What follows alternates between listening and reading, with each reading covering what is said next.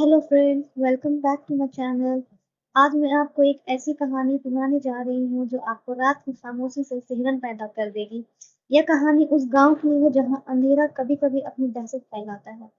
तो क्या आप तैयार हैं इस भयानक रात के रहस्य को जानने के लिए? तो चलिए शुरू करते हैं। रात की गहराइयों में गांव के चारों ओर अजीब सी खामोशी फैली हुई थी। आसमान में बादल घने हो चुके थे और चांद की आखिरी किरणें जैसे घुटकर बुझ गई थी। ठंडी हवा पेड़ों की शाखाओं को चीरती हुई बह रही थी और इन शाखाओं की परछाइयां जमीन पर काले सर्पों की तरह रेंग रही थी। गांव के लोग अपने अपने घरों में दुबक चुके थे। दरवाजे बंद, खिड़कियां खिंची हुई, सबको महसूस हो रहा था कि आज की रात कुछ अलग है। एक ऐसा डर जो हवा में घुल चुका था। गांव के बुजुर्ग कहते थे कि आज से 100 साल पहले इसी रात एक राक्षसी आत्मा ने इस गांव को अपनी कैद में लिया था। उसने अनगिनत लोगों की जानें ली थी और उनके शरीरों को कब्रिस्तान के उस सूखे पेड़ के नीचे गाड़ दिया था। आज वही रात फिर लौट आई थी। विजय, जो गांव का सबसे लीडर व्यक्ति माना जाता था, इन कहानियों पर कभी यकीन नहीं करता था, लेकिन आज उसकी हिम्मत भी डगमगा रही थी।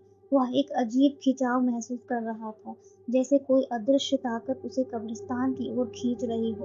उसके पैर खुद ब खुद उस दिशा में बढ़ रहे थे और उसके दिमाग में जैसे किसी का हुक्म गूंज रहा था, आओ, मैं इंतजार कर रही हूँ। विजय कब्रिस्तान पहुंचा, जहां चारों ओर घना अंधकार पसरा हुआ था।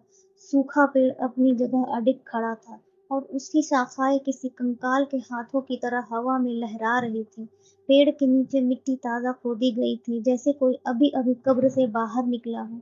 विजय को कुछ गलत होने का एहसास हुआ, पर उसकी टांगें मानो पत्थर की बन चुकी थी। वह सिर्फ देख रहा था। तभी मिट्टी फिर से हिलने लगी। विजय के हाथ ठंडे पड़ चुके थे। उसका दिल जोर-जोर से धड़क रहा था, मगर उसकी आंखें वहीं जमी रहीं। कब्र से धीरे-धीरे एक धुंधला साया उभरने लगा। यह कोई साधारण साया नहीं था। इसकी आंखें गड्ढों जैसी काली थीं और उसका शरीर मांस से रहित, जैसे सदियों से किसी ने उसे भूखा छोड़ दिया हो। वह साया सीधा विजय की ओर देख रहा था। उसकी दृष्टि में कोई इंसानी भावना नहीं थी, केवल शून्यता। साया धीरे-धीरे हवा में तैरता हुआ विजय के करीब आने लगा। उसकी हरकतें इतनी धीमी थीं कि समय मानो थम गया हो। उसकी सड़ी-गली उँगलियां विजय की ओर बढ़ रही थीं, मानो उसकी आत्मा को पकड़ने के लिए बेताब हो। तभी विजय के कानों में एक खौफनाक आवाज़ें गूंजने लगीं, "तू वही है जिसका इंतजार मैंने 100 सालों से किया है। तेरी आत्मा अब मेरी है।" विजय के कदम जैसे जमीन में धंस चुके थे। उसका शरीर ठंड से अकड़ गया था, लेकिन यह ठंड बाहर की नहीं थी, यह डर की ठंड थी जो उसकी रगों में बह रही थी। तभी कब्रिस्तान की मिट्टी से और भी साए निकलने लगे। हर कब्र से, हर कोने से अजीब आकृतियां हवा में तैर रही थी और उनकी आंखों में वही प्यास थी, वही शून्यता। विजय का दिल अब तक उसके सीने से बाहर आने को था। वह भागना चाहता था, लेकिन उसके पैरों ने जैसे उसकी बात मानने से इनकार कर दिया था।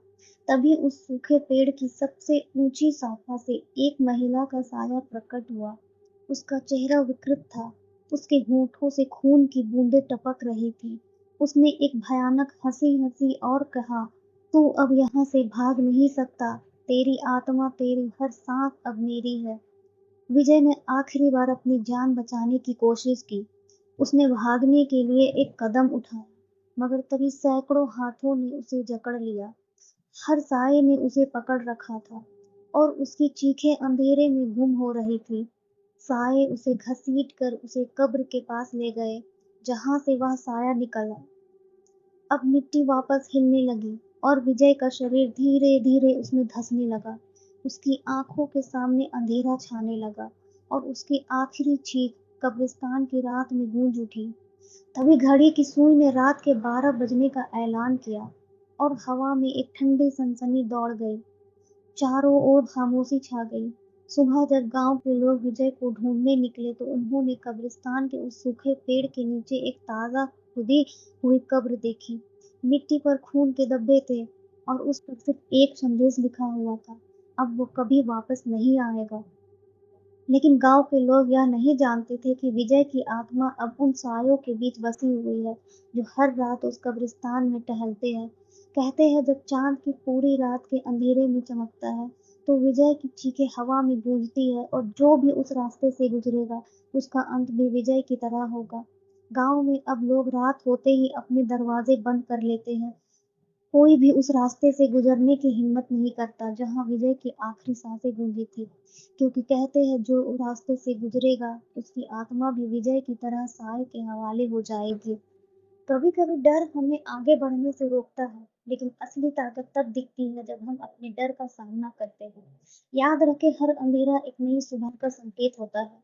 इसलिए जब भी डर महसूस करें, खुद पर विश्वास करें और आगे बढ़े। आपका साहस ही आपकी सबसे बड़ी ताकत है।